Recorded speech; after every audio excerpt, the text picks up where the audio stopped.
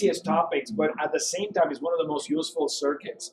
For those of you who like to control motors, motors in terms of like printers and robots, and we use pulse width modulation for all kinds of things, medicine distribution.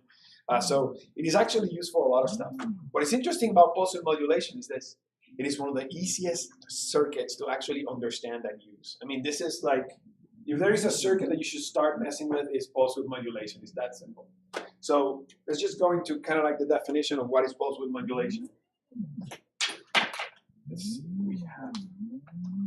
See, I bring them in here and then they take it away. This is just what marker? There's another marker. Okay, so hopefully this will turn on.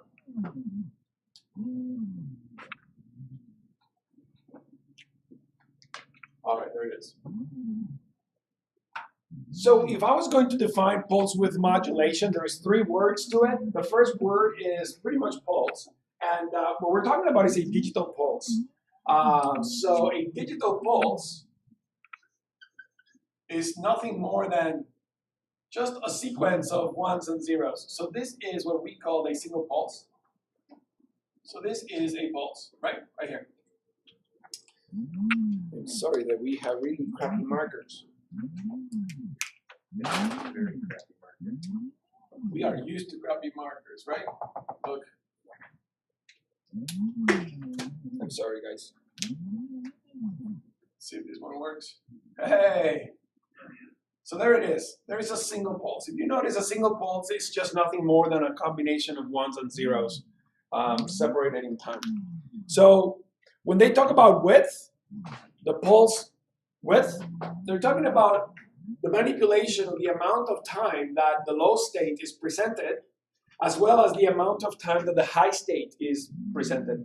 So for those of you who are taking digital 2 or took digital 2, we actually did this with the 555 a whole bunch, manipulating how much the T high was in there and how much was the T low to create a pulse that we could use for our digital circuit. And so guess what? You don't need to use a 555 anymore. The microprocessor has the ability to do this with this pulse width modulated circuit. Now, the way that this system works is that there is 2 ideas in it. If you think about how you define this single pulse, there is only 2 things that you can control. One is called the duty cycle, and the duty cycle is a ratio. So by definition, a duty cycle is the ratio of the high state against the period. So the duty cycle is a ratio. So the ratio of time, right? So if you think about a ratio is something that has no units. This is not given in seconds. This is just a number, right? So it is how much is this signal in one period, in one pulse, how much of that pulse the signal was spent on a high state versus the low state. Does that make sense? So if you think about this duty cycle, if the duty state is 50% of the overall period, that's called a 50% duty cycle wave, right? So it's kind of like pretty straightforward ideas. And so the duty cycle could be calculated as the amount of time the system is high divided by the high plus low, right? So if this is T high and this is T low, the period is going to be T high plus T low. All right?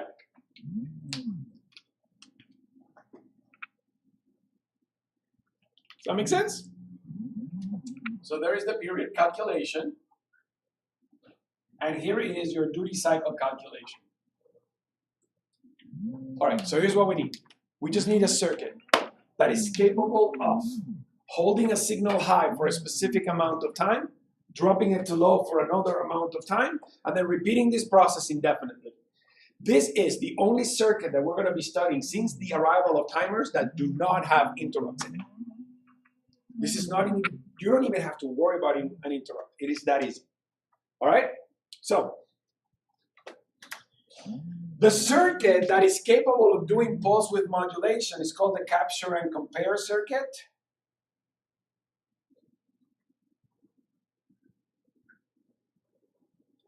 So if you remember how we studied the capture and compare, the CCP circuitry, there is two modules in there. There's the CCP1 and the CCP2 circuit. So there's two of them, right? Both of them are capable of creating pulse width modulated signals, right? Both of them are, right?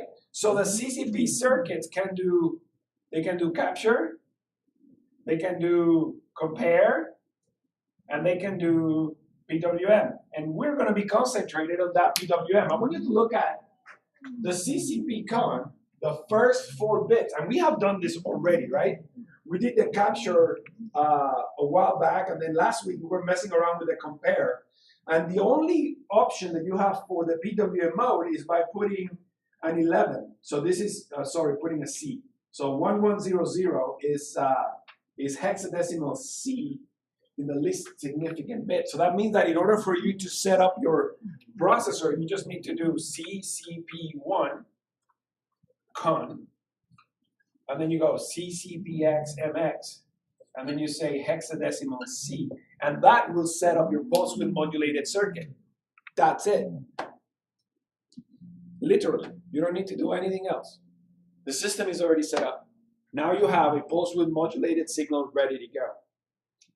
Now, the part that you have to worry about now is the fact that notice that even though I'm talking about a duty cycle and a period, there is a supposition of time in it, right? There has to be a timer associated with this device, okay? So here's what I'm going to do, and I'm doing this on purpose, right? Because hint, hint, I'm going to tell you how the mind of a teacher works, right? We got to torture you in one way, shape, or another. I mean, teach you. And so here's what we're going to do. I'm going to show you how CCP1 works. And then I'm going to make you try to figure out how CCP2 works. All right? That's the idea. I'm going to show you the answer to both anyway. But I'm just going to let you think about it for a little while. All right? So here's how CCP1 works. Here's how it goes. CCP1, the CCP1 circuit has a pulse width modulated circuit that looks like that. Now, this is coming straight out of the data sheet. Okay? So here's what I'm going to do.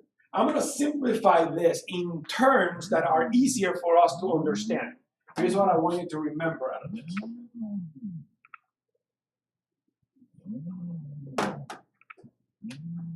Timer 2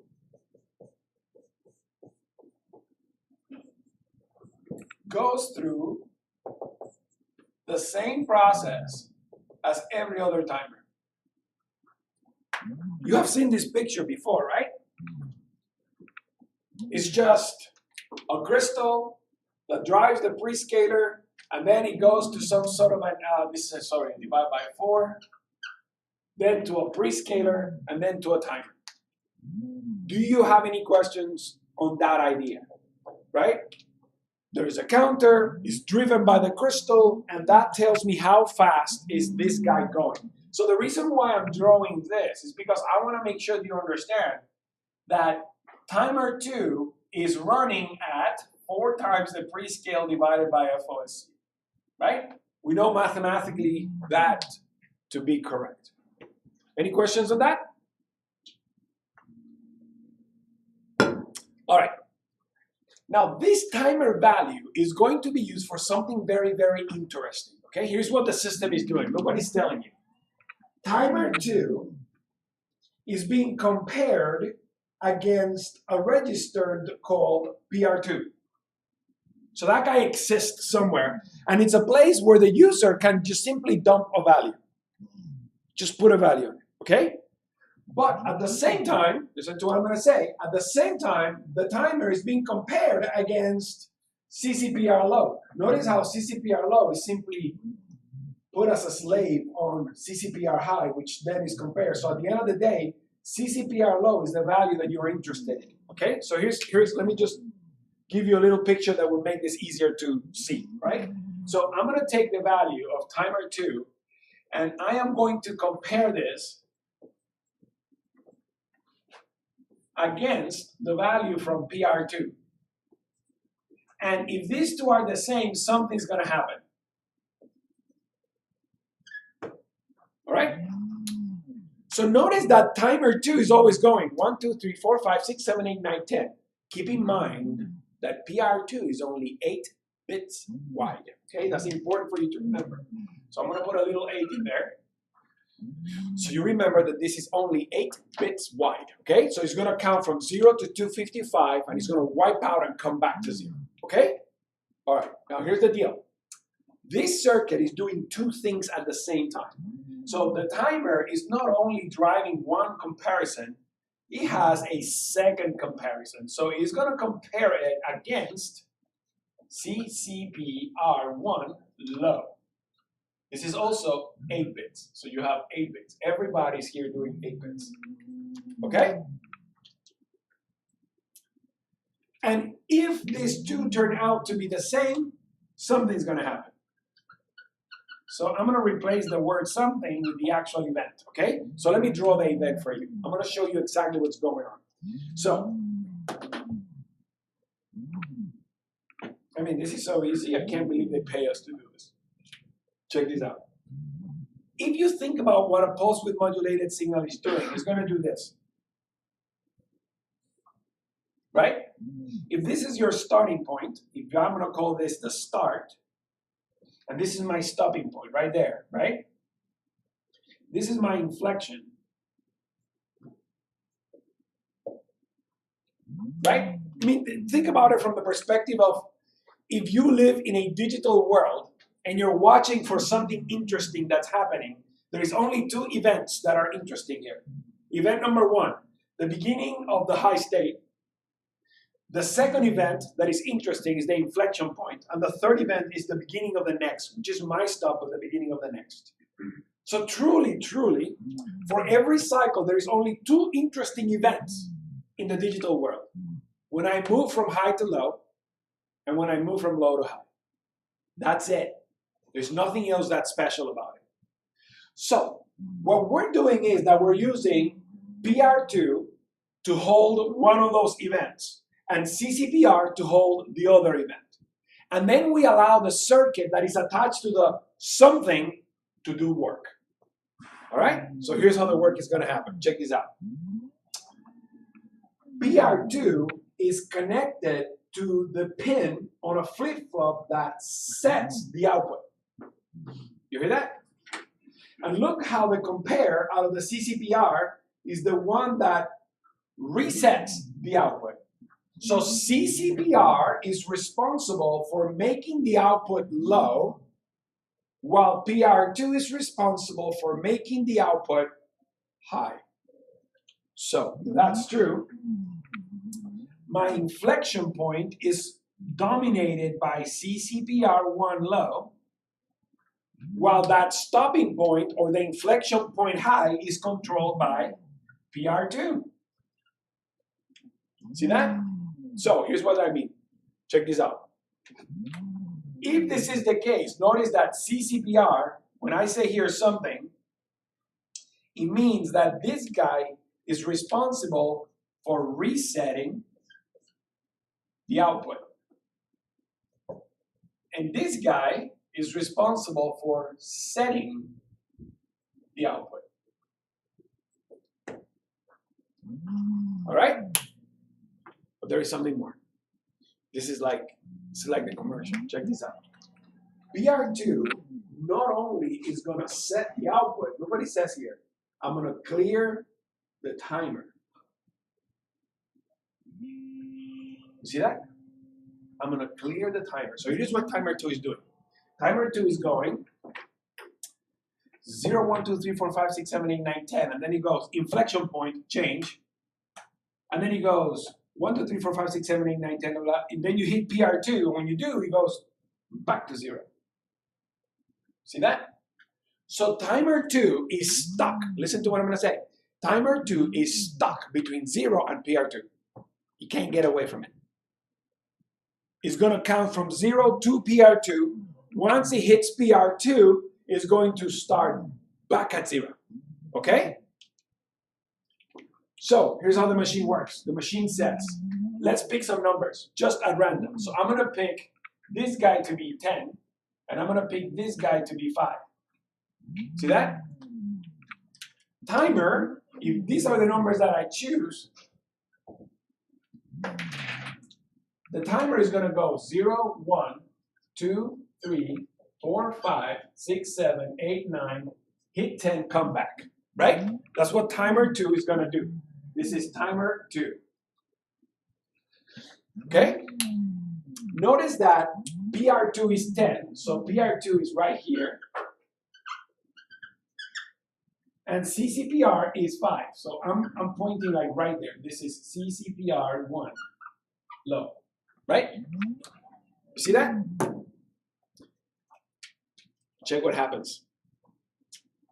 At time t equals 0, the output of the PWM is going to be 5 volts. So I'm going to start at 5 volts. So this is going to be, at time 0 is 5, 5, 5, 5, 5, 5, and I hit CCPR 1. So now, timer 2 equals 5, 5 against 5 resets the output. See that? See that? So this guy starts at 0, runs to 5. When 5 hits, this is a 5 against 5, that gives me a reset of the output. So the output resets. See that? And then we go 6, 7, 8, 9, 10. And then once you hit 10, this guy is going to be a 10 here. This guy now went all the way to 10. 10 against 10. I'm going to set the output and reset timer 2. So this guy is going to go back up, and then the timer go back to 0, and the story gets repeated. You see that? So what's happening is this. The timer is going to go high, hit 5, go low, hit 10, go high, go to 0, hit 5, go low, go to 10, go high, hit 0, do it again. So this is going to automatically create a train pulse of specific pulse width modulated length. The duty cycle is already preset. So how do you calculate the duty cycle? The answer is pretty simple, right? The answer is I have 5 counts in low against 10, in this case 11, because there is a 0 in there, right? So I got 6 counts as low, and then I have 11 counts total. So the duty cycle, one way to really approximate it really quick is by simply saying, I'm going to take PR2, and I'm sorry, I'm going to take CCPR1 and divide it by PR2.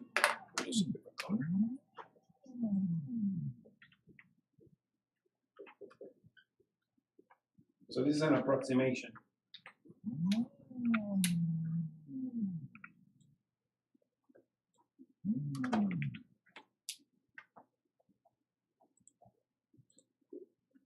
So this is a 50% duty cycle.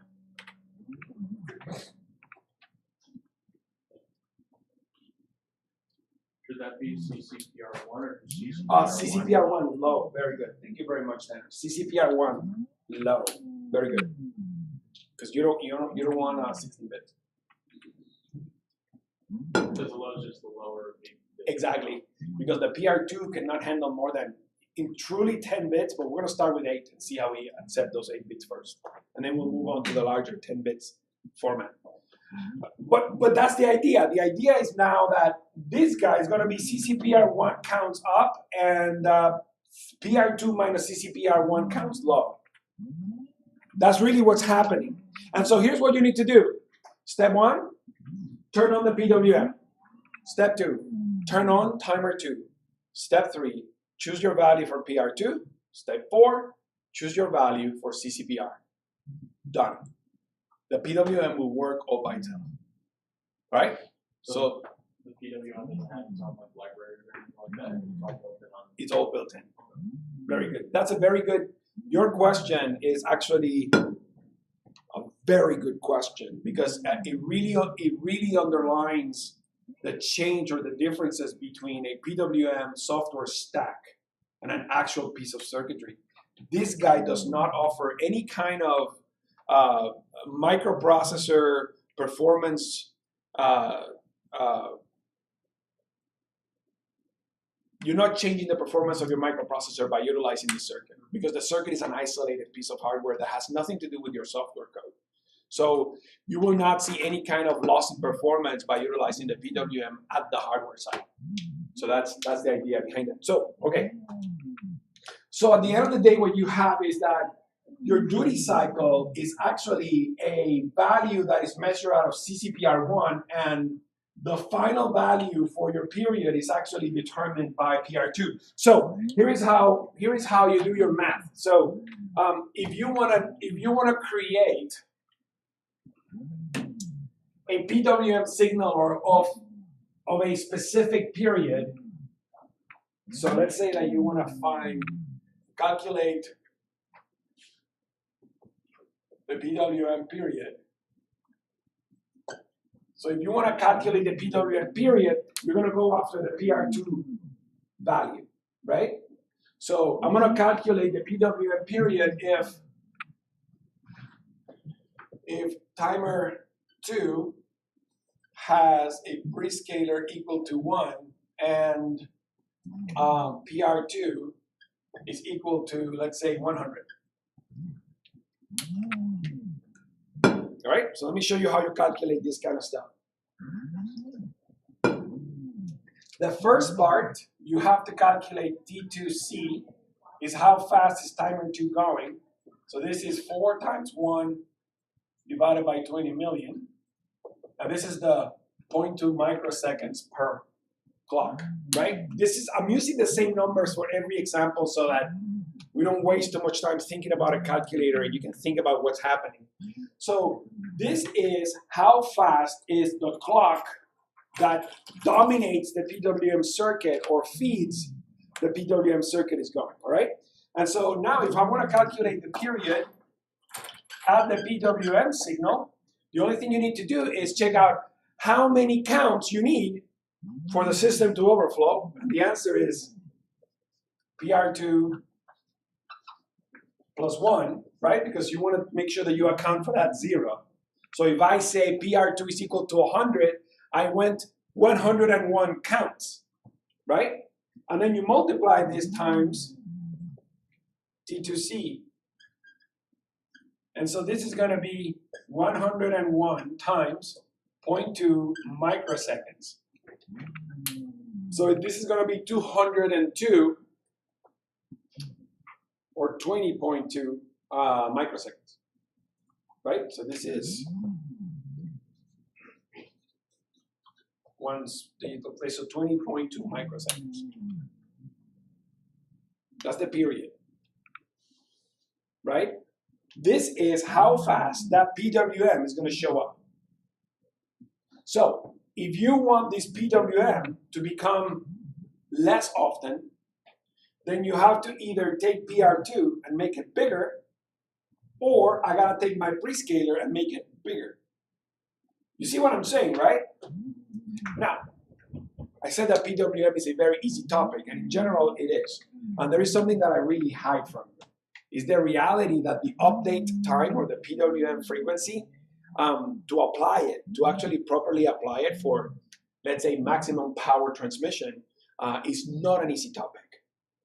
Because now it depends on the realities of the physics of what you're trying to control.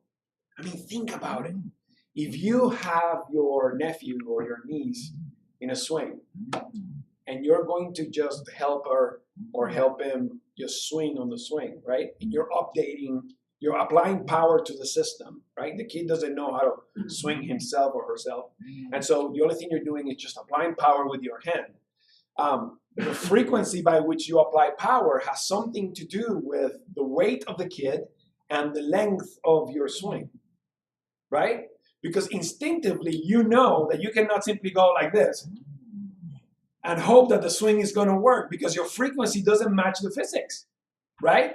So you intelligently wait for the right moment and you apply the power, right? So if you're using pulse width modulation to control a motor, there is something to be said about how was that motor made and how often I am supposed to be delivering power to you.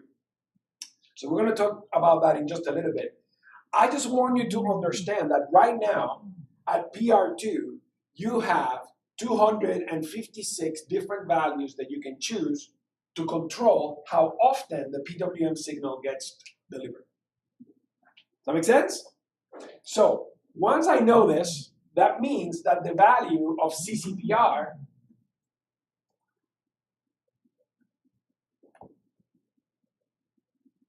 must be less than the value of PR2, right? I mean, it has to be less. Because at the end of the day, CCPR1 dominates that inflection, while PR2 is dominating that inflection. You see that?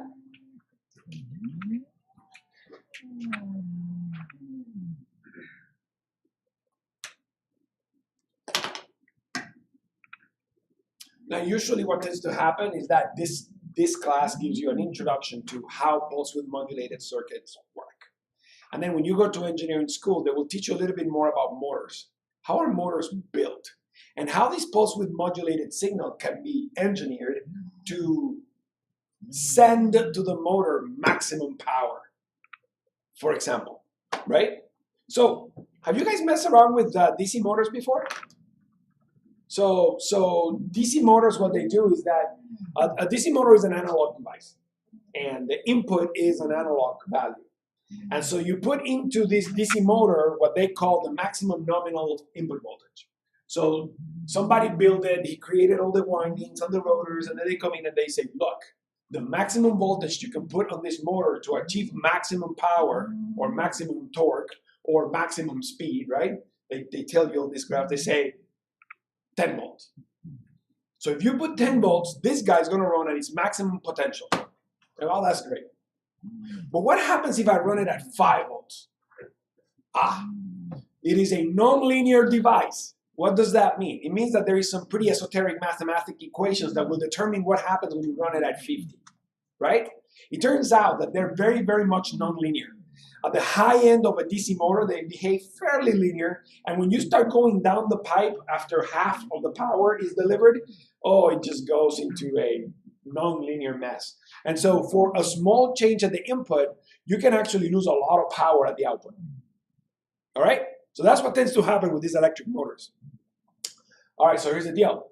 Pulse width modulation is the response from the digital world to the question of how do I deliver variable power to a DC motor from a digital electronic device? I mean, think about it. We can deliver 5 volts or nothing, right? So if we use the idea of pulse width modulation on the swing exercise, you either swing your nephew so hard that is the maximum possible push or no push at all, right? Now here's the deal. If you actually think about what a DC voltage source is doing, what we call a 100% duty cycle signal is nothing more than this. Maximum push at all times. How does that work in a swing environment? Can you push like forever, like a forever push? That's what this is doing. It's a forever push, right? A 50% duty cycle signal means I'm going to push you for a little bit, and then I'm not going to push you for a while, and then I'm not going to push you for a little bit, and then I'm going to push you for a while, and so on and so forth. If you have 10% duty cycle, it looks more like this looks a lot more like the swing examples. There's a small push at one moment, and then the swing takes over, and you have no push, and when you're ready to go, I give you a little bit more of a push. So I push for a little bit, swing up, swing down, push it for a little bit, swing up, swing down, push it for a little bit, right? That's the idea behind it. So now what you have is a circuit that has the possibility of doing this. All right? This is the beginning of your robotics class. This is how you actually manipulate the motors in a robot. Most of the little robot motors that you see are actually DC motors. And this is how you go after them. You do it with a pulse width modulated signal. All right, so let me show you in software how this looks like. So let's switch to software.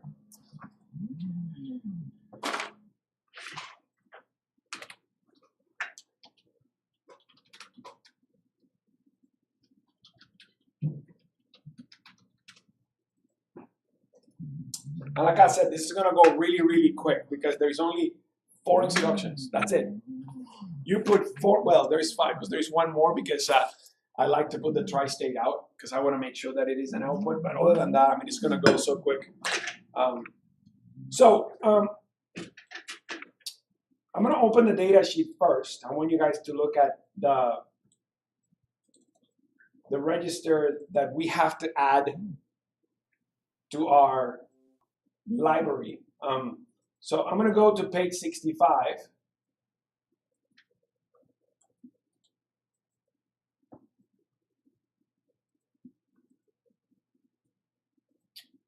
And then find that PR2 right there. See it? FCB. So here's my PR2 circuit. See that? That's the period controller for my pulse width modulated circuits. All right, so PR2 is FCB. So the first thing I'm going to do is that I am going to make sure that I get that PR2 into my library. All right, so I'm going to open my PIC-C compiler.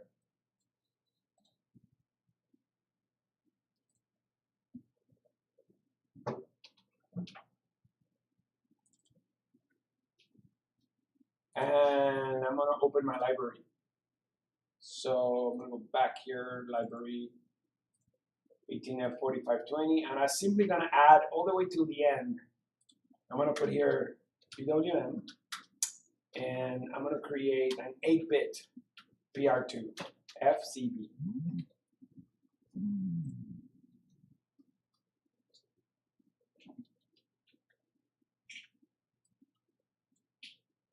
Right? So that's it. I have an 8-bit FCB right here.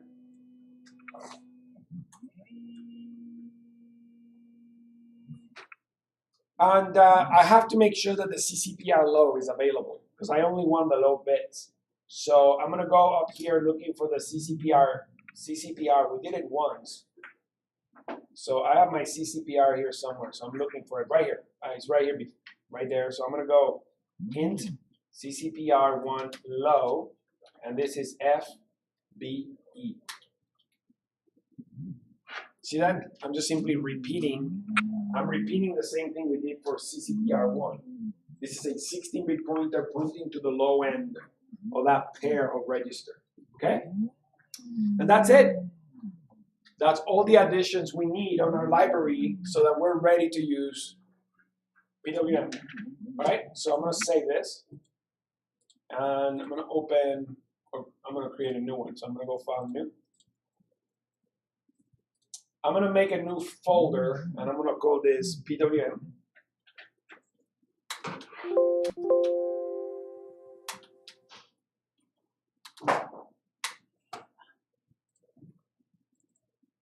And the file name is going to be PWM test. That's it. All right, so here we go. Let's just write the code. You move the window right so I can see it. What do you want to see? Just the second line of that you added in the library.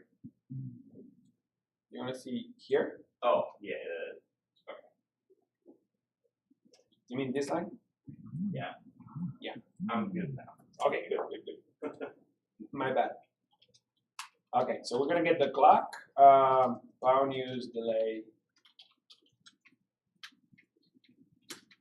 Okay, then we get our fuses. And then I'm just going to include my library.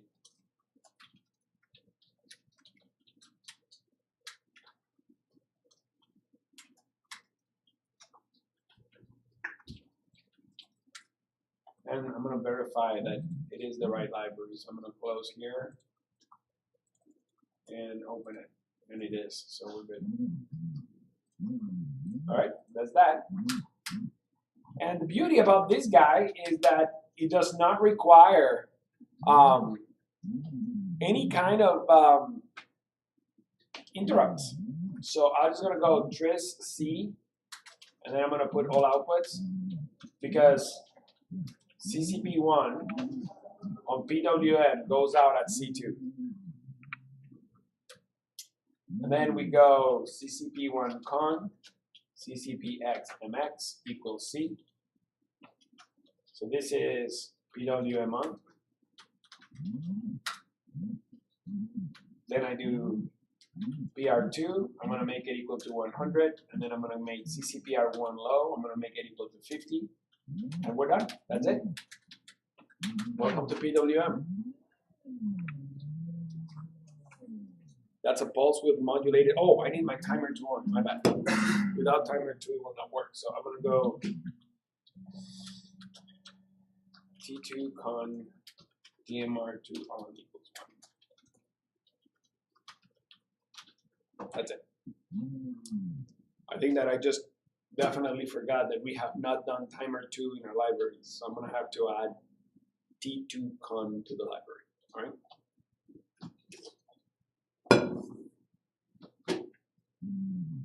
Did you go over timer 2 in the slides?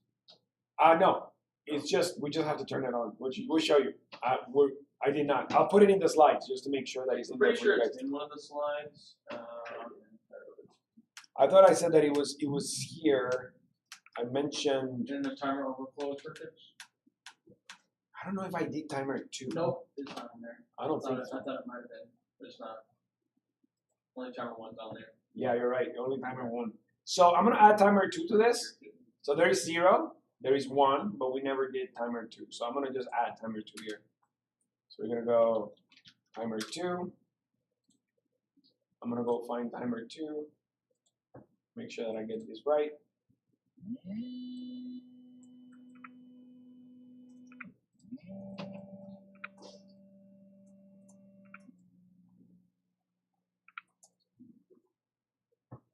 So we got 2, 1, 3, 1. So 2, 1, 3, and 1. S0, S1, S2, S3, and then 7 is so 4. So 2, 1, 4, and 0. So that's what we got there. So here we go.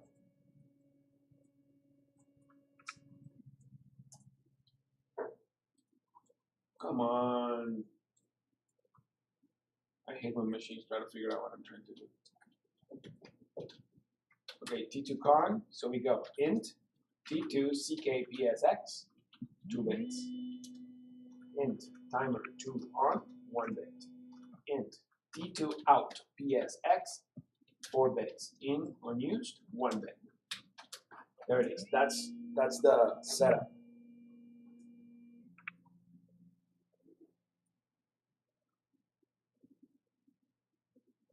You guys see what I'm doing that, right? It's just data sheet reading. Just create some sort of a way to gain access to my data sheet, that's all. All right, and then I'll just make up my connection. So it's gonna go T2 con, T2 con equals 2, and then page 65 will tell me where that is.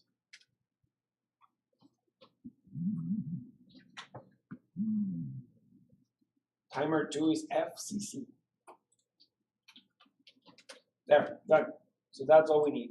I'll save this, and then compile the other one, and you'll be ready to go. So I'm gonna compile this guy now. It's telling me that it's trying to compile the library and it doesn't like it. That's okay, we'll just fix this in a minute. So I'm just gonna file close all and reopen. So there.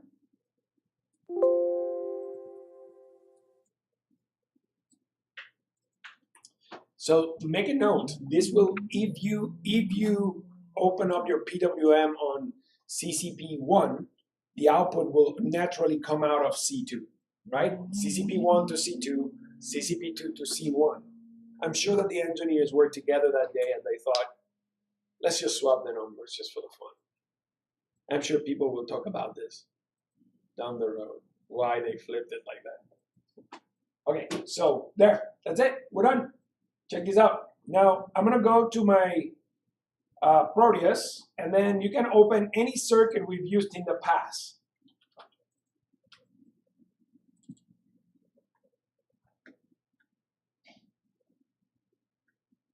So I have my compare module. I'm gonna use that one. The compare circuit will work just fine.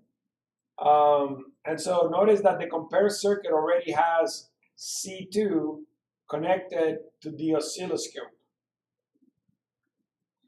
So I don't need to do anything, literally. I just have to open my PWM signal. So I'm going to go to PWM and just run it.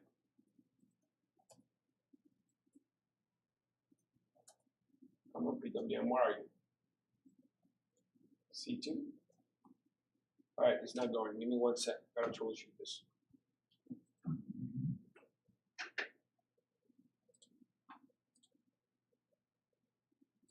PR2.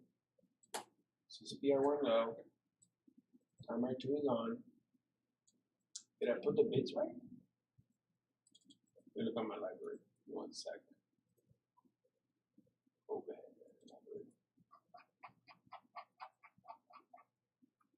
All right, let's double check these numbers. It could be that I'm wrong in one of these.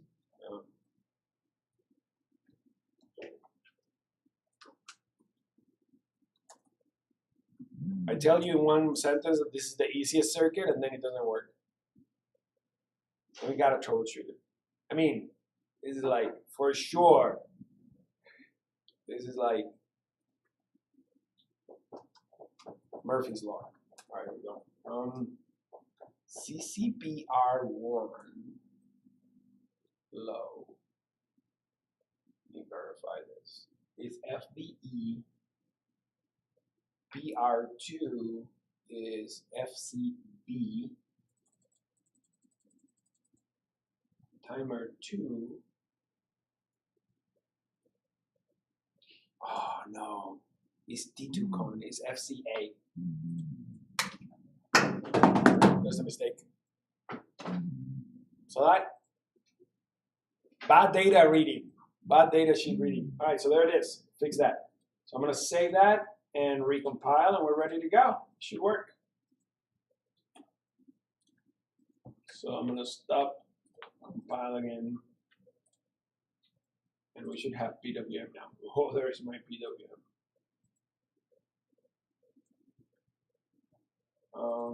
There it is. There's my PWM signal. 50% duty cycle. Now check this out. What if I want about 10% duty cycle, right? And here's where the difficult part comes in. So I want 10% duty cycle. Oh, 10% duty cycle. Make sure you tell your supervisor that this was really hard work. I made it happen. Just sheer genius. That's it. Now, if you think about how we did this in our Digital 2 class, you actually went down and grabbed your calculator and you started to figure out what values of the resistor I need to change so that I can actually change my duty cycle. Should I use R1 and R2? How do I change these two values so that I can get the value that I want? Oh, maybe I put a potentiometer. So while you're thinking all this, your software counterparts just jump into the software, put a 10 on it, recompile, dump it in the microprocessor, and we are done. Like done, done, done, done. That's why we are seeing the software infiltrating the digital world more and more each day. Our time to delivery has just shrunk from years to days. And the funny part is that when I started as an engineer, applied specific circuits was the rule. So every time somebody requested something, it took us months to deliver something. And now, somebody requests something, I grab something from the shelf, and I just take one of my programmers and I say, hey, get me this program. 3 days later, we have a product. Put them inside of a box, we deliver the box, and we're done. I mean, it's just amazing. It's just amazing what software has done. And so, so there it is. There is my pulse width modulator. Now check this out. If I want to mess with this a little bit, what if I do something like this? Let me ask you, what do you think this is going to do? Where do I have an input? I have an input on, let's put it on C0. So see, I have a push button. See that? So I'm gonna take that push button. I'm gonna put that push button right here on C0. So I'm gonna call this button 1. Just a quick demo. I'm gonna be giving you this circuit in a little bit. So I'm gonna put that button on B1. And then I'm gonna go here on the software and I'm just gonna do this. See that? C2 is output. C1, input. And then I do this, input, pin C0, sorry.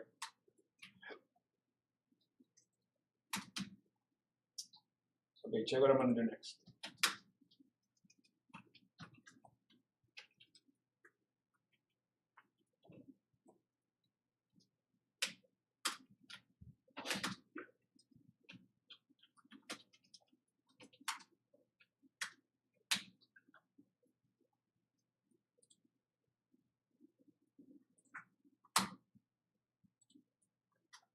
All right, what is this doing? It's changing super low. That's right. So here's my duty cycle. Let me move this down a little bit.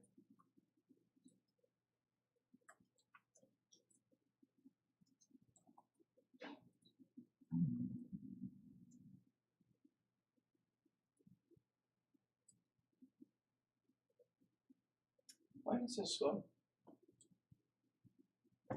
Something's up. Give me 1 second.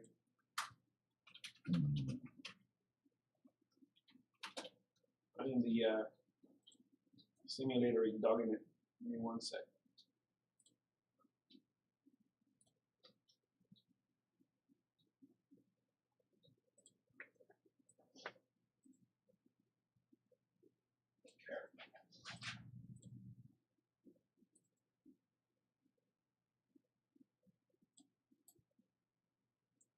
Huh. Is it because it's already high? No. It's high, right? When I press.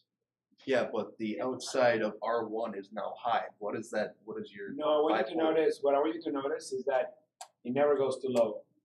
See that? Okay. It never ever goes too low. That's because we are connected to something that is Already high, which is that top. right, but somebody is hijacking B1. Who is it? All right, we know this by doing something here. We just gonna RB2. yeah, let's change the name just to make sure that we're not.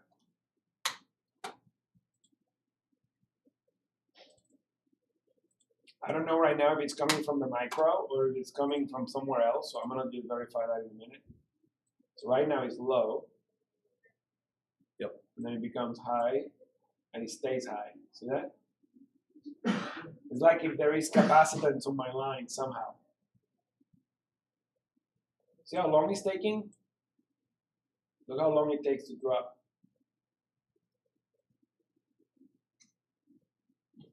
No. No, it's still high, see it? Yeah.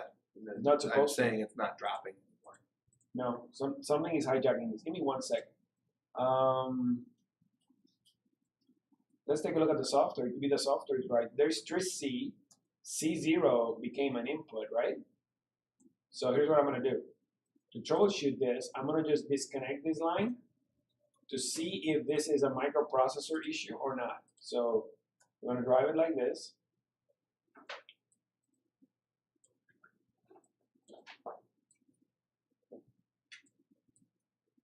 So I'm going to take a multimeter. I'm going to stick it in here. I'm going to see what's happening on this side. There's 5 volts. Yeah. You see? Yeah. See what it's doing? Yeah, I think that. It's actually like if it's going through a capacitor. You notice that? Yeah. All right, so let me look for who is connected to this thing. All right, I'm going to do something that I don't usually like to do, but I'm going to do it anyway. I'm going to disconnect that, and I'm going to make a physical connection between these two, like that.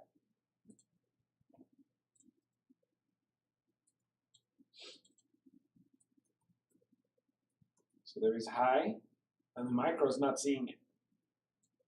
All right, give me 1 sec. Something is up.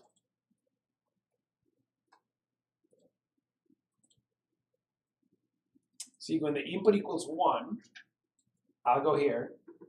If the input equals 0, I go here. I wait for 10 milliseconds, and then I come back. There is nothing else in this software. Nothing, literally nothing else. So, I'm just gonna put it down and leave it down for now. So that's my 75. I'm gonna let go.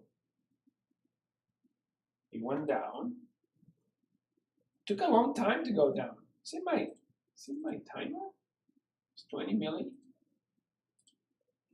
How much is my clock here? There's 3. It's 3. That's 20 milli. Delay clock. 20.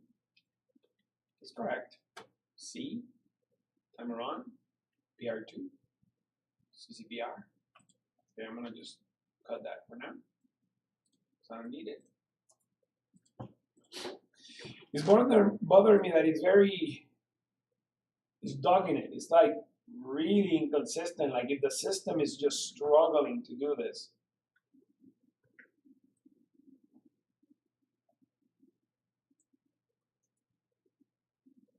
You see that? It's like if there is capacitance here somewhere. What the heck? It could just be Proteus being done. It has to be Proteus being done. There's nothing in here. I was getting it just crashing on me when I was trying to do like the Really? LED grid earlier. It's like, oh, it do like the first column and the second column will be off. Yeah, let me do column, this. fourth column, crash. Here, let me try something. I'm gonna just shut anything down that does not have. Replace the LEDs in the front, then breathe. This is a single generator. I'm gonna shut that down. I'm gonna take the motor off. I have a temperature sensor in here. I'm gonna take that out.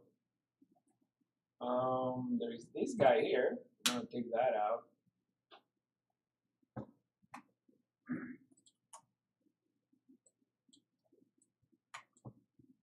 There it is. So software-wise, the system was just dogging it. It couldn't do it. But anyway. Okay, so what I'm trying to demonstrate with this is that now I have the ability to use the microprocessor to change the pulse width modulated duty cycle on command. I can use a push button to do so. So if I have a little motor or a little buzzer, you will actually be able to press a button and change the frequency, the way that it beeps. Or if you have a motor and you press the button down, the motor is going to start going down faster. You see that? So that is pulse width modulation circuits. All right, so I will post this online so you can have it. I'm gonna go file, save project as. So I'm gonna go to PWM circuit. That is kind of like bad. I wonder if it's the computer that is dogging it or if it's the software that can't handle it. It's an interesting question.